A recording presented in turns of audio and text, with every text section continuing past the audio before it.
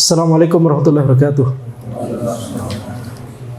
Innal hamdalillah nahmaduhu wa nasta'inuhu wa nastaghfiruh wa na'udzu billahi min shururi anfusina wa min sayyiati a'malina may yahdihillahu fala mudhillalah wa may yudlil fala hadiyalah wa asyhadu an la ilaha illallah wahdahu la syarikalah wa asyhadu anna Muhammadan abduhu wa rasuluh. Allahumma shalli wa sallim ala sayidina Muhammad wa ala alihi wa sahbihi ajma'in. Amma ba'd. Insyaallah pada majelis ini kita akan membahas sebuah matan ilmu nahwu, yaitu matan Qatrun Nada wa Balus Sada karya Ibnu Hisham Al-Ansari rahimahullahu taala. Matan ini ya idealnya adalah dipelajari setelah seseorang itu mempelajari matan Al-Ajrumiyah atau matan yang selevel dengan Al-Ajrumiyah. Ya, jadi matan ini idealnya adalah demikian. Tetapi dalam majelis ini insyaallah kita akan berusaha ya supaya penuntut ilmu yang belum mempelajari Al-Ajrumiyah minimal tetap bisa mengikuti kajian ini ya. Dan oleh karena itu ana membuat yaitu artikel penjelasannya yang ana muat di website ana. Kita langsung mulai pada perkataan penulis, yaitu Ibnu Hisham Al-Ansari rahimahullah. Beliau berkata, al-kalimatu qaulun mufrad. Kalimah adalah qaul mufrad. Beliau mengawali pembahasan nahwu dengan mendefinisikan kalimah.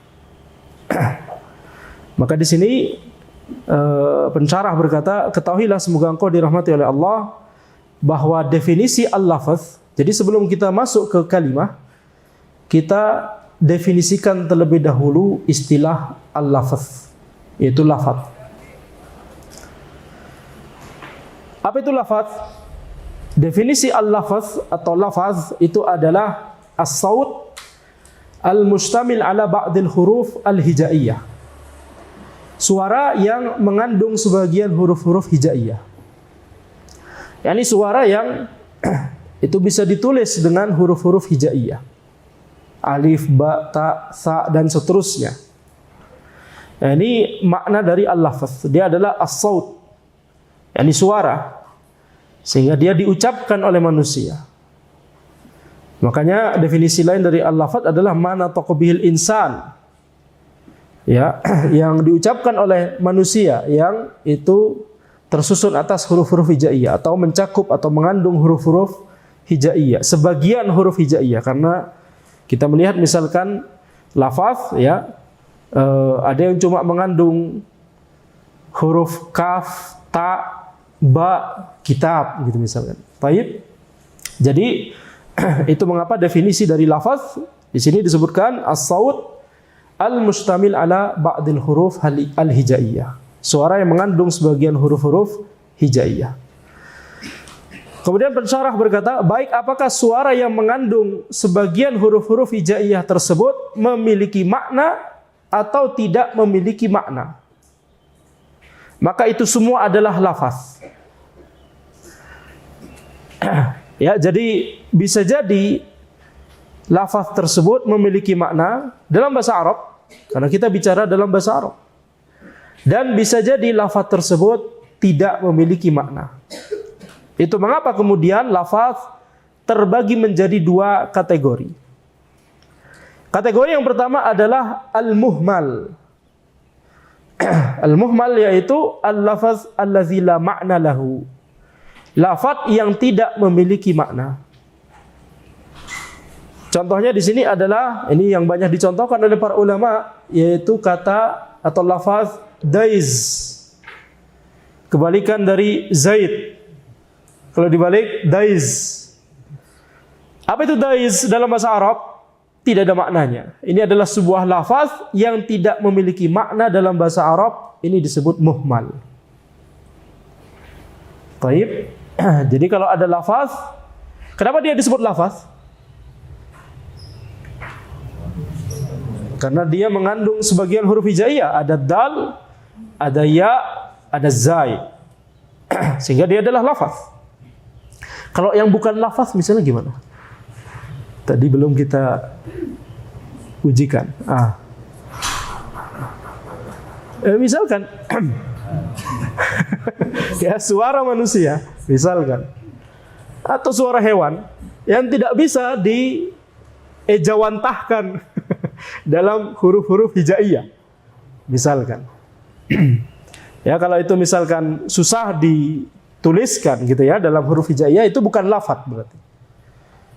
Jadi yang bisa dituliskan sederhananya bisa dituliskan dalam huruf hijaiyah itulah lafaz. Nah, kalau dia tidak memiliki makna, dia disebut muhmal. Sedangkan kalau dia memiliki makna, itulah kategori kedua di sini dari lafaz, yaitu al-musta'mal. Atau istilah lain al-maudhu'. Ya. Ini adalah al-lafaz allazi wudi'a li makna. Lafaz yang ditetapkan untuk suatu makna.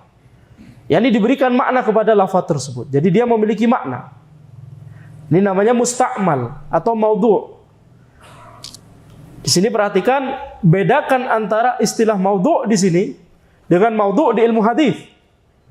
Istilah maudhu' di ilmu hadis maknanya apa? Hadis maudhu', hadis palsu, hadis yang didustakan atas nama Nabi Muhammad SAW. Sedangkan lafaz maudhu' di sini maknanya adalah lafaz yang itu memiliki makna. Wudi'a li makna. Di sini maudhu' berasal dari kata wudi'a di sini. Ditetapkan, diberikan. Lafaz yang diberikan makna kepada dia, ditetapkan makna kepada dia. Dalam bahasa Arab ya, kita bicara bahasa Arab. Karena kalau kita misalkan bicara bahasa lain, ada kata di bahasa lain, bahasa Indonesia, tapi dia tidak memiliki makna di bahasa Arab. Kita fokus sekarang pembahasannya adalah yang dimaksud bahasa di sini adalah bahasa Arab. Jadi lafaz musta'mal atau lafaz maudhu' yaitu lafaz yang ditetapkan untuk suatu makna, yakni lafaz yang memiliki makna. Inilah definisi dari al-qaul. Jadi kalau misalkan kita membahas istilah qaul, maka qaul itu maknanya adalah musta'mal. Qaul itu maknanya adalah maudhu'. Yaitu sebuah lafaz yang memiliki makna. Itulah qaul. Baik apakah lafaz yang memiliki makna tersebut adalah sebuah kata tunggal, atau sebuah frasa, atau sebuah kalimat lengkap, maka itu semua adalah qaul. Jadi qaul itu mencakup semuanya. Yang penting dia punya makna. Yang penting dia memiliki makna dalam bahasa Arab. Baik maknanya tersebut lengkap, kalimat lengkap, atau maknanya tersebut tidak lengkap, seperti satu kata tunggal atau frase, itu maknanya tidak lengkap. Bukan kalimat lengkap. Tidak bisa titik di situ. Misalkan, ya. Jadi itu semua adalah qaul. Jadi balik lagi, kita urutkan di atas. Ini antum silakan bikin diagram pohon sendiri. Ya. Pertama adalah, jadi anak paling, yani antum kalau tahu kebiasaan anak paling malas bikin diagram pohon. Walaupun anak selalu membayangkan diagram pohon di sini, tapi untuk bikin itu paling malas. Kenapa?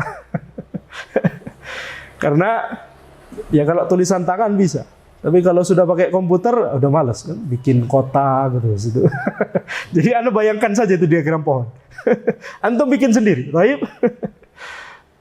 Jadi Anda malas bukan berarti itu tidak bermanfaat. Itu bermanfaat. Anda selalu bayangkan itu diagram pohon.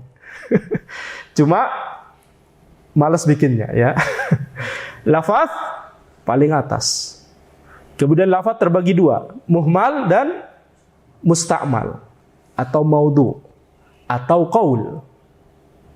Ya, jadi qaul itu berarti adalah sebagian dari lafaz. Sehingga makanya ada kaidah dalam bahasa Arab, kullu qaulin lafzun wa laysa kullu lafzin qaulan. Setiap qaul adalah lafaz, tapi tidak semua lafaz adalah qaul. Intinya mengatakan bahwa qaul itu adalah sebagian dari lafaz, gitu aja. Ya. Jadi qaul adalah sebagian dari lafaz. Contohnya adalah misalkan di sini Zaid. Ini punya makna. Dia merupakan nama orang dalam bahasa Arab. Ya, punya makna. Sehingga dia adalah musta'mal, lafaz musta'mal atau lafaz maudhu' atau qaul. Contoh lain kitab. Kitabun maknanya buku. Sehingga dia adalah lafaz yang musta'mal. Dia lafaz yang maudhu' atau dia adalah qaul. Sampai sini jelas? Nah, mudah insyaallah. Baik.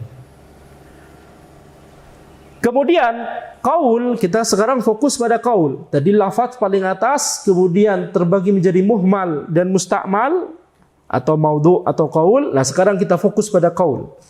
Qaul terbagi menjadi beberapa kategori. Di sini pensyarah tidak menyebutkan semua karena ini matan qatrun nada. Walaupun di atasnya al-ajrumiyah, tapi qatrun nada bukan matan tertebal di ilmu nahwu. Di atasnya masih ada Alfiyah Ibnu Malik. Jadi pengkategorian qaul di sini tidak disebutkan semua oleh pensyarah. Makanya di sini cuma disebutkan beberapa. Kategori pertama dari qaul adalah al-kalimah. Kategori pertama dari qaul adalah kalimah. Dalam bahasa Arab, kata kalimah itu digunakan untuk bermakna kalimat dalam bahasa Indonesia. Ini kalau kita melihat kepada perkataan, misalkan perkataan orang Arab di sehari-harinya, atau kalau kita melihat kepada dalil di Al-Quran dan As-Sunnah, kata kalimah dalam bahasa Arab, itu maknanya sama dengan kata kalimat dalam bahasa Indonesia. Yakni memberikan makna yang lengkap, makna yang tuntas. Contohnya misalkan firman Allah Subhanahu wa taala, hatta idza jaa ahaduhumul maut qala rabbirji'un. Hingga apabila datang kematian, hatta idza jaa ahaduhumul maut. Jaa ahadahumul maut. Kematian datang kepada mereka, kepada salah seorang dari mereka. Qala rabbirji'un. Dia berkata, wahai Rabbku, kembalikanlah aku ke dunia. La'alli a'malu salihan fima tarak. Agar aku berbuat amal soleh yang aku tinggalkan. Kalla innaha kalimatun huwa qailuha. Ini sisi pendalilannya di sini. Sekali-kali tidak, kalla innaha kalimatun. Sesungguhnya itu adalah perkataan yang diucapkannya saja. Apa yang dimaksud dengan kalimatun di sini? Apa yang dimaksud dengan kalimah di ayat ini? Perkataan sebelumnya, yaitu la'alli a'malu salihan fima tarak. Yaitu sekali rabbirji'un, dari sini ya, dari sini. Rabbirji'un. Inilah yang dimaksud kalimah di ayat ini. Innaha kalimatun huwa qailuha. Sesungguhnya itu adalah perkataan yang diucapkannya saja. Itu perkataan dia belaka. Perkataan mereka belaka. Apa yang dimaksud kalimah di sini? Rabbirji'un. Wahai Rabbku, kembalikanlah aku. Yani ke dunia. La'alli a'malu salihan fima tarak. Agar aku berbuat amal soleh yang aku tinggalkan. Ini berarti kan menunjukkan makna yang lengkap, betul tidak? Ini kalimat, kata kalimat dalam bahasa Indonesia. Contoh lain misalkan firman Allah Subhanahu wa taala, wa yunzirul ladzina qalu ittakhadallahu walada. Dalam Al-Qur'an diturunkan untuk memperingatkan kepada orang-orang yang berkata Allah mengambil seorang anak. Ittakhadallahu walada. Allah mengambil seorang anak. Ini adalah kalimat kekufuran kufur akbar. Ma lahum bihi min ilmi wala li abaihim.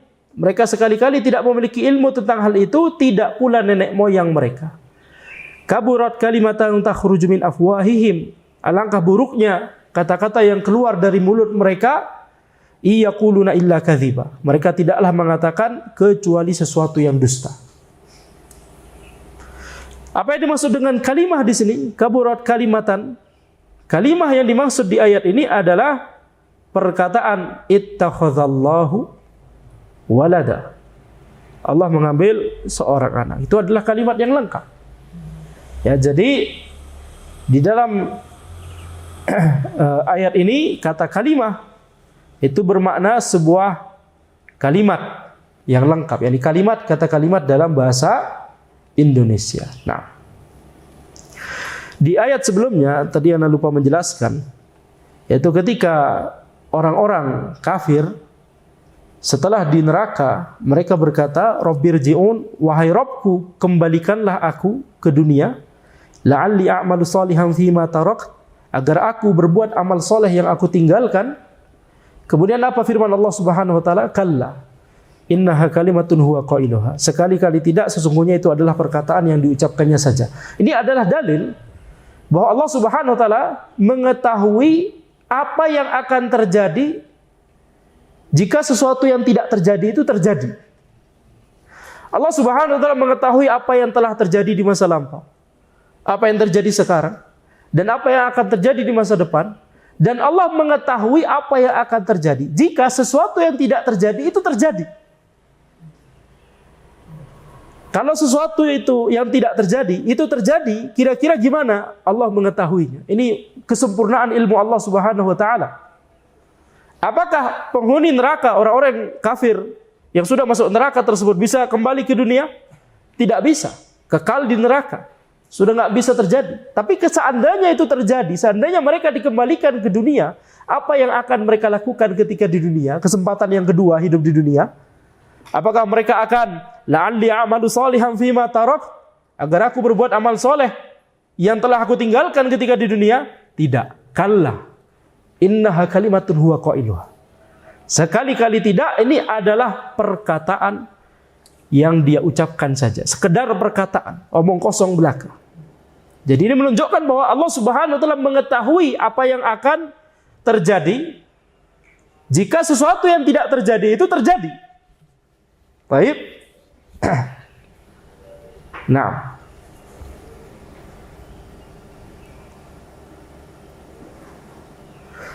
kemudian contoh lain bahwa kata kalimah ketika disebutkan di dalil, dia menunjukkan makna kalimat dalam bahasa Indonesia. Contohnya adalah sabda Nabi Muhammad SAW, wal kalimatut thayyibah sadaqah. Perkataan yang baik adalah sedekah. Kalimah thayyibah. Wal kalimatut thayyibah sadaqah. Ini perkataan, ucapan yang baik adalah sedekah. Baik. Jadi ini adalah definisi dari kalimah dalam bahasa Arab. Digunakan maknanya sama dengan kalimat dalam bahasa Indonesia. Sekarang kita menuju kepada definisi kalimah dalam ilmu nahwu. Kita mempelajari suatu bidang ilmu, yaitu bidang ilmu nahwu. Setiap bidang ilmu itu memiliki istilahnya sendiri yang bisa jadi berbeda dengan bidang ilmu yang lain. Tadi kita sudah contohkan istilah maudhu'. Ya, istilah maudhu' itu adalah sesuatu yang lafaz yang memiliki makna dalam bahasa Arab. Beda dengan istilah maudhu' dalam ilmu hadis. Baik. Contoh lain misalkan istilah khobar. Khobar dalam ilmu nahwu nanti beda dengan khobar dalam ilmu balaghah. Khobar dalam ilmu nahwu yaitu maknanya temannya mubtada, gitu ya. Gampangnya. Nanti kan dibahas. Jadi sekarang kita bahas gampangnya aja. Temannya mubtada dalam jumlah ismiyah. Sedangkan khobar dalam ilmu balaghah yaitu sesuatu yang bisa kemasukan yakni status atau sifat sidq atau kadzib. Dia perkataan yang jujur atau dusta. Ketika kita bisa nisbatkan, kita hukumi apakah perkataan ini adalah perkataan yang jujur atau perkataan yang dusta, maka itu disebut khobar dalam balaghah. Atau khobar dalam ilmu hadis, khobar sesuatu yang diriwayatkan dari Nabi Muhammad SAW atau dari para sahabat atau dari orang-orang setelahnya, ya, yang nanti dia itu nanti bisa disifati dengan khobar yang sahih, yang hasan, yang dhaif, yang maudhu'. Baik. Jadi istilah khobar di tiga bidang ilmu ini maknanya berbeda-beda. Ilmu nahwu, ilmu balaghah, ilmu hadis. Makanya setiap penuntut ilmu harus mengetahui makna dari istilah dari masing-masing supaya dia bisa memahami makna dari istilah tersebut. Tidak kecampur, supaya tidak kecampur-campur antara satu bidang ilmu dengan bidang ilmu yang lain. Baik, sekarang kita membahas definisi kalimah dalam ilmu nahwu. Apa definisi kalimah dalam ilmu nahwu? Definisinya adalah al-qaulul mufrad. Qaul yang mufrad. Tadi kita sudah jelaskan, ya, diagram pohon kita yang paling atas ada lafaz. Setelah itu terbagi menjadi dua, muhmal dan musta'mal. Musta'mal ini maudhu atau disebut juga qaul. Nah, qaul nanti terbagi lagi. Kalau qaul tersebut adalah qaul yang mufrad, maka dia adalah kalimah. Apa itu mufrad? Definisi dari mufrad itu adalah ma la yadullu juz'uhu ala juz'i ma'nahu. Sesuatu yang sebagiannya tidak menunjukkan kepada sebagian maknanya.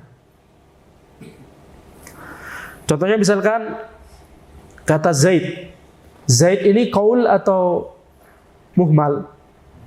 Qaul, karena dia memiliki makna. Taib, dia qaul. Apakah dia qaul yang mufrad atau tidak? Sekarang kita pikirkan. Kita lihat bagian dari Zaid. Apa bagian dari Zaid di sini?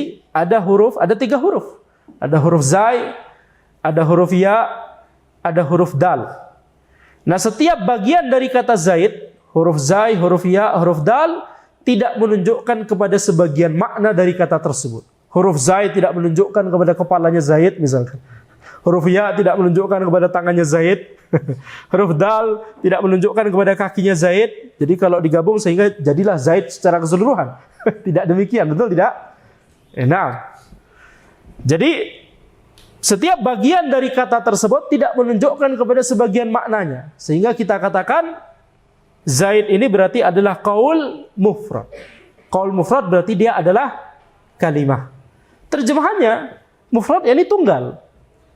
Qaul mufrad, qaul yang dia merupakan kata tunggal. Itulah kalimah. Ya, itulah kalimah. Inilah kata kalimah kalau kita mempelajari ilmu nahwu, sehingga setiap kita membahas kata kalimah setelah ini yang kita maksud. Kalimah yang berupa, yang bermakna yakni kata yang yaitu adalah kata tunggal. Perhatikan bahwa kata kalimah dalam ilmu nahwu adalah bermakna kata dalam bahasa Indonesia, bukan bermakna kalimat. Kalau tadi dalam bahasa Arab, kalimah dalam bahasa Arab maknanya kalimat, sama dalam bahasa Indonesia. Tapi kalimah dalam ilmu nahwu maknanya adalah kata dalam bahasa Indonesia. Zaid bukankah dia adalah kata? Kitabun. Kitabun adalah qaul atau muhmal? Musta'mal atau muhmal? Musta'mal, dia adalah qaul. Kitabun berarti adalah qaul. Dia mufrad atau tidak? Mufrad. Kitabun adalah mufrad karena ada huruf kaf, ada huruf ta, ada huruf alif, ada huruf ba. Dia tidak menunjukkan kepada bagian dari makna dari kata tersebut, yakni kitab. Tidak kemudian huruf kaf dia menunjukkan kepada covernya. Huruf ta menunjukkan kepada halaman daftar isi. Huruf alif menunjukkan kepada isinya. Huruf ba, bingung kita. Huruf ba apa kira-kira? Semuanya sudah.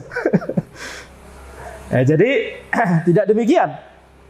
Jadi setiap huruf tersebut, kaf, ta, alif, ba, dia tidak menunjukkan kepada bagian dari makna dari kata tersebut. Sehingga ini adalah tunggal, nggak bisa dibagi lagi. Ini tunggal, nggak bisa dibagi lagi. Makanya dia adalah qaul mufrad, sehingga dia disebut kalimah. Kitabun adalah kalimah, yakni kata. Zaidun adalah kalimah, yakni kata. Babun, pintu, adalah kalimah, yakni kata. Rajulun, orang laki-laki, dia adalah kalimah, yakni kata. Sampai sini jelas?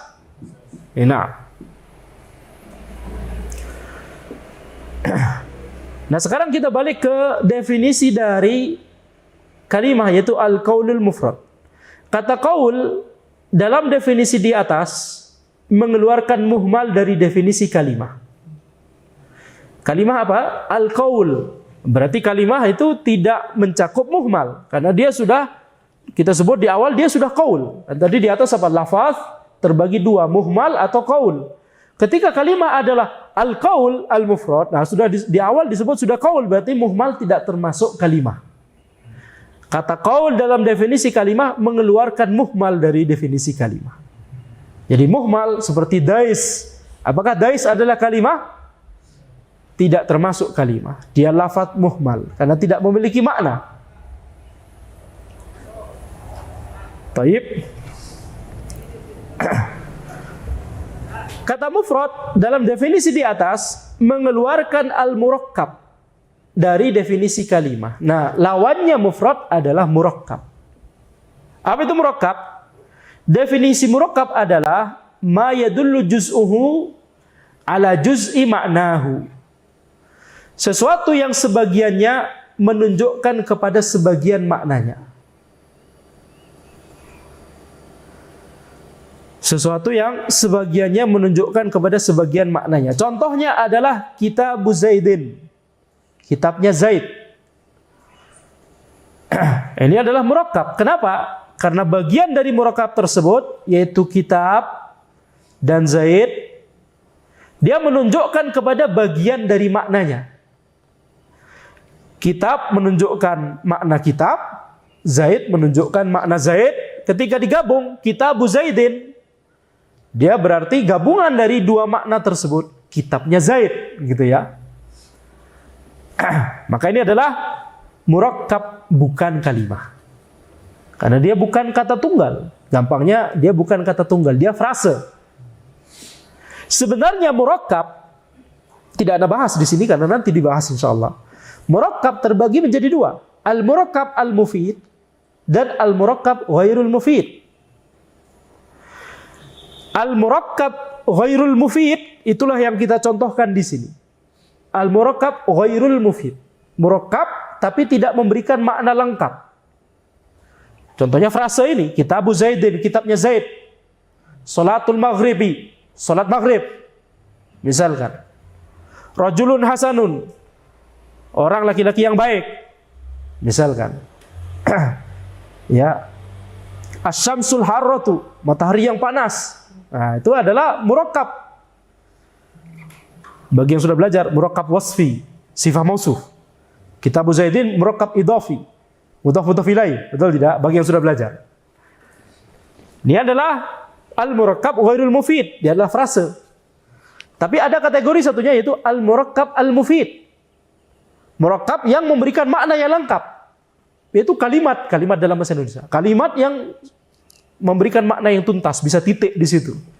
Itu juga murakkab, tapi murakkab mufid. Anda tidak bahas di sini karena nanti insya Allah kita bahas. Baik. Sampai sini jelas? Ada pertanyaan? Lanjut dulu. Baik. Sekarang kategori lain dari qaul. Tadi kategori pertama dari qaul adalah kalimah. Sekarang kategori kedua dari qaul yaitu kalam. Al-kalam. Definisi kalam dalam bahasa Arab adalah qaul. Qaul yang tadi kita bahas, kata kalam dalam bahasa Arab maknanya adalah qaul yang tadi kita bahas. Apa berarti? Al-lafadz al-musta'mal atau al-lafadz al-mawdu atau al-lafadz alladzi wudi'a li makna. Lafadz yang memiliki makna. Lafadz yang ditetapkan makna untuknya. Jadi itu makna kalam dalam bahasa Arab. Karena kalau misalkan kita melihat orang Arab mengatakan sesuatu, misalkan Zaid atau mengatakan kitab, kita katakan zalikar rajul yatakallam. Orang itu berbicara. Orang itu mengeluarkan kalam, gitu ya. Kita mendengarnya. Walaupun itu tidak lengkap, walaupun itu cuma kata tunggal. Walaupun itu adalah qaul mufrad, kalimah tadi. Tetap kita sebut orang ini berbicara. Betul tidak? Atau orang tersebut mengatakan frase, kitabu Zaidin. Kita mengatakan, antum dengar ada orang bicara? Hal tasma'u rajulan yatakallam? Apakah engkau mendengar ada orang berbicara? Padahal dia berbicara cuma frase, bukan makna yang lengkap. Betul tidak? Enak. Jadi itu makna dari kalam dalam bahasa Arab. Maknanya adalah sama persis dengan qaul. Yaitu al-lafadz alladzi wudi'a li makna. Lafadz yang ditetapkan untuk suatu makna. Lafadz yang ditetapkan suatu makna untuknya. Mungkin itu definisi yang lebih bagus ya. Nanti ada edit. Lafadz yang ditetapkan suatu makna untuknya, gitu ya. Jadi lebih bagus saja. Walaupun maknanya sama, betul tidak? Antum lebih suka yang mana? Lafadz yang ditetapkan untuk suatu makna atau lafadz yang ditetapkan suatu makna untuknya? Ya sudah. Dua-duanya sama saja. Baik, apakah lafadz yang memiliki makna tersebut memberikan makna yang lengkap, yakni ia adalah sebuah kalimat lengkap, atau tidak memberikan makna yang lengkap, yakni ia adalah sebuah kata tunggal atau frase, maka itu semua adalah kalam dalam bahasa Arab. Intinya kalam dalam bahasa Arab maknanya adalah qaul. Adapun definisi kalam dalam ilmu nahwu, nah, sekarang kita fokus pada definisi dalam ilmu nahwu. Apa itu kalam? Dia tidak sebarang qaul, tapi dia qaul yang memiliki catatan tambahan setelahnya. Apa itu? Al-qaulul mufidu faidatan yahsunus sukutu 'alaiha. Al-qaulul mufidu faidatan yahsunus sukutu 'alaiha. Qaul yang memberikan faidah yang sempurna atau makna yang tuntas sehingga pembicara dapat berhenti padanya dan tidak melanjutkannya. Yakni pendengar tidak perlu lagi menunggu kelanjutannya untuk bisa memahami qaul dari pembicara dengan pemahaman yang lengkap. Yakni itu udah makna yang tuntas, titik. Kalimat lengkap, intinya kalimat lengkap. Itulah makna dari kalam dalam ilmu nahwu.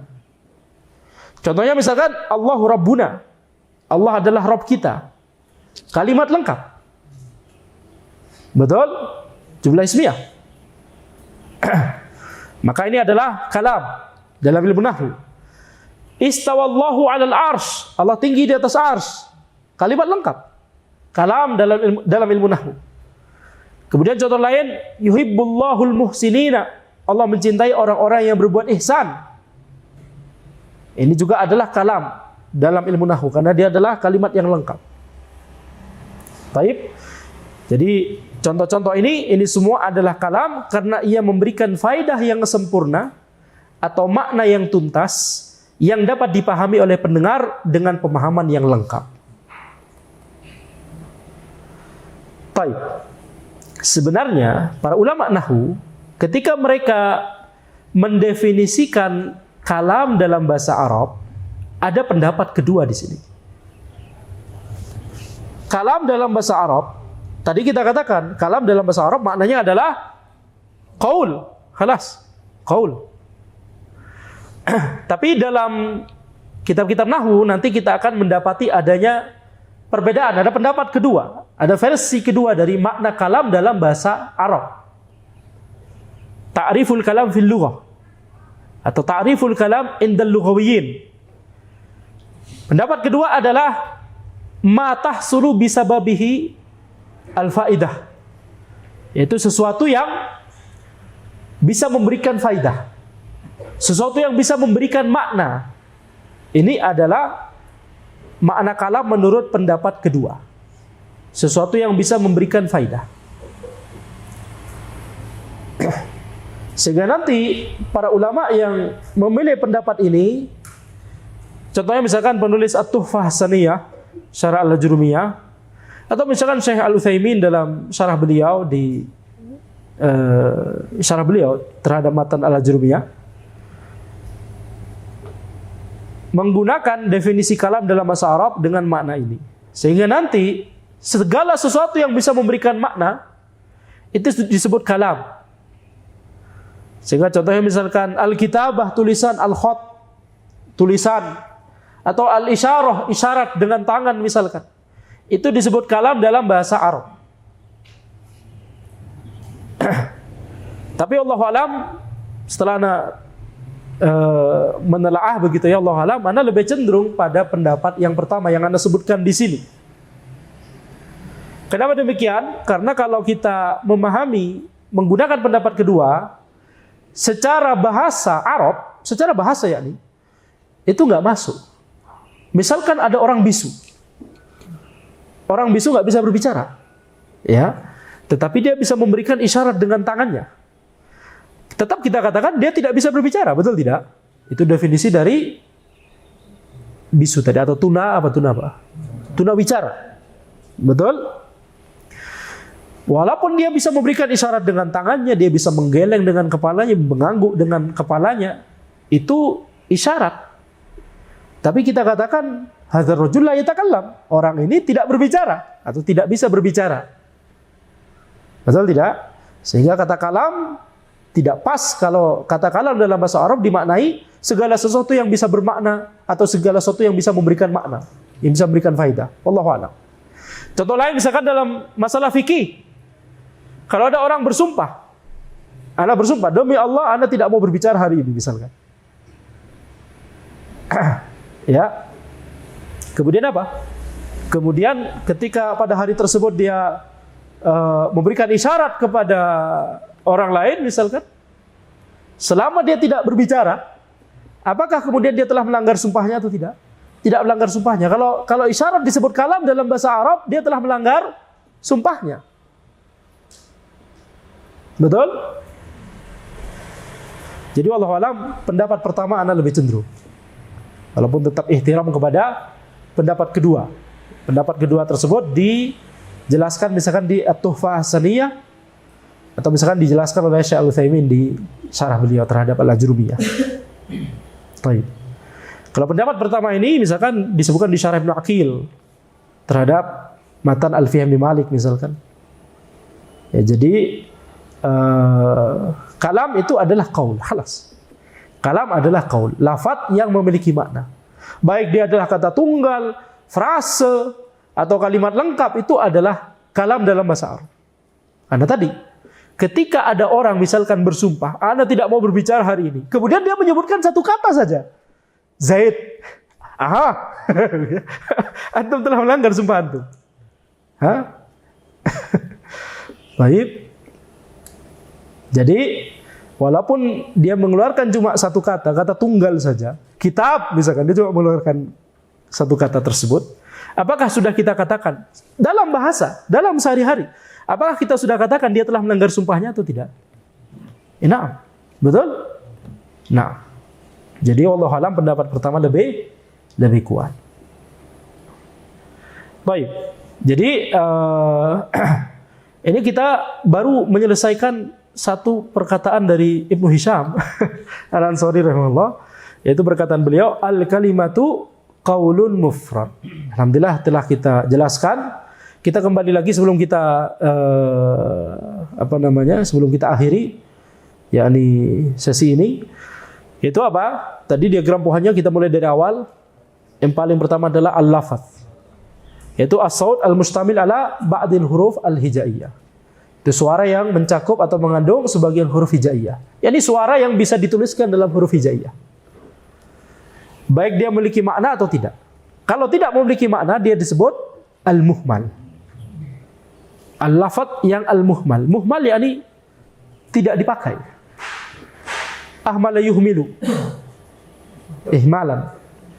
Yakni sesuatu yang tidak diindahkan, tidak diperhatikan, tidak dipakai, tidak memiliki makna.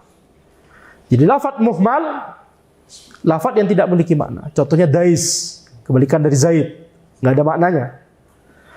Sedangkan jadi nama ana itu muhmal ya dalam bahasa Arab, Andi. Baik. Nah, ada makna dalam bahasa Indonesia, itu merupakan salah satu nama orang dalam bahasa kita, bahasa Indonesia, atau bahkan bahasa Inggris. Tapi dalam bahasa Arab, lafaz muhmal. Bahkan bukan kalimah. Bahkan bukan qaul atau bahkan jadi kalimat. Baik. Ini coba bercanda saja ya. Jadi lafaz muhmal. Kemudian lafaz yang memiliki makna disebut musta'mal. Al-musta'mal atau al-maudhu' atau al-qaul. Khalas, qaul adalah lafaz yang memiliki makna. Nah, nanti kemudian qaul terbagi lagi menjadi ada al-qaul al-mufrad. Qaulun mufrad. Apa itu qaulun mufrad? Dia disebut sebagai kalimah. Qaul yang tunggal. Kata tunggal, yakni kalimah. Nanti lawan dari kalimah adalah murakkab. Murakkab itu bisa murakkab mufid, bisa murakkab ghairu mufid. Murakkab mufid itu adalah kalam. dalam definisi ilmu nahwu, ini kalimat lengkap. Murakkab ghairu mufid itu frase yang tadi kita contohkan. Kitabu Zaid, kitabnya Zaid. Misalkan. Salatul maghribi, salat maghrib, misalkan. Babul masjidi, pintunya masjid, misalkan. Ya, jadi frase, kita sebutnya frase dalam bahasa Indonesia, betul? Itu qaul mufrad, dia adalah kalimah. Sekarang kategori kedua dari qaul adalah al-kalam. Al-kalam dalam bahasa Arab secara bahasa dia maknanya adalah qaul, sama dengan yang tadi qaul. Tapi dalam ilmu nahwu, kalam itu adalah sebagian dari qaul, tidak semuanya. Yaitu qaul yang mufid faidatan yahsunus sukutu 'alaiha. Al-qaulul mufidu faidatan yahsunus sukutu 'alaiha. Yaitu qaul yang memberikan faidah yang lengkap, faidah yang sempurna atau makna yang tuntas, yang pembicara itu dapat berhenti di situ, nggak perlu melanjutkan lagi. Pendengar itu sudah paham apa yang dimaksudkan oleh pembicara dengan pemahaman yang lengkap. Yani kalimat lengkap, khalas. Itu makna kalam dalam ilmu nahwu. Makna kalam dalam ilmu nahwu. Baik. Sedangkan kalimah dalam bahasa Arab maknanya adalah, jadi tadi ada lafaz terbagi menjadi muhmal dan mustakmal. Mustakmal ini qaul. Nah, nanti qaul ada kalimah dan qaul juga ada kalam. Qaul ada kalimah, ada kalam. Kalimah punya makna bahasa dan ada punya makna dalam ilmu nahwu. Dalam ilmu nahwu, kalimah adalah qaul yang mufrad. Qaul mufrad. Tapi dalam bahasa Arab, kalimah adalah kalimat dalam bahasa Indonesia atau kalam dalam ilmu nahwu. Kalimah dalam bahasa Arab adalah kalam dalam ilmu nahwu. Sedangkan kalam dalam bahasa Arab adalah qaul. Baik, cukup pusing? Nanti dibuat diagram pohonnya. Intinya, antum bisa fokus dulu pada makna dari segi ilmu nahwu dulu. Makna dari dalam segi bahasa Arab itu nanti saja. Fokus dulu makna dalam segi ilmu nahwu. Kalimah dalam ilmu nahwu maknanya apa? Qaul mufrad. Sedangkan kalam dalam ilmu nahwu maknanya apa? Qaul mufid faidatan yahsunus sukutu 'alaiha. Karena nanti ada yang tidak Anda bahas, yaitu qaul mufid faidatan la yahsunus sukutu 'alaiha. Tidak ada bahas sekarang. Itu nanti kalau kita sudah bahas, sudah belajar alfiyah. Baik. Anda tidak mau bahas umum min wajhin, khusus min wajhin, antara kalim dan kalam dan seterusnya sekarang. Ya, ini qatrun nada, bukan alfiyah Ibnu Malik. Baik. Jadi cukup sampai di sini saja. Qaul ada kalimah, ada kalam. Qaul ada kalimah, ada kalam. Kalimah dalam ilmu nahwu qaul mufrad. Kalam dalam ilmu nahwu al-qaulul mufidu faidatan la yahsunu sukutu 'alaiha. Yani kalimat lengkap. Halas. Sudah selesai. Sekarang masuk ke dalam makna dalam bahasa Arab. Secara bahasa, kalimah sama dengan kalam dalam ilmu nahwu. Bagaimana dengan kalam secara bahasa? Kalam secara bahasa sama seperti yang di atas, itu qaul.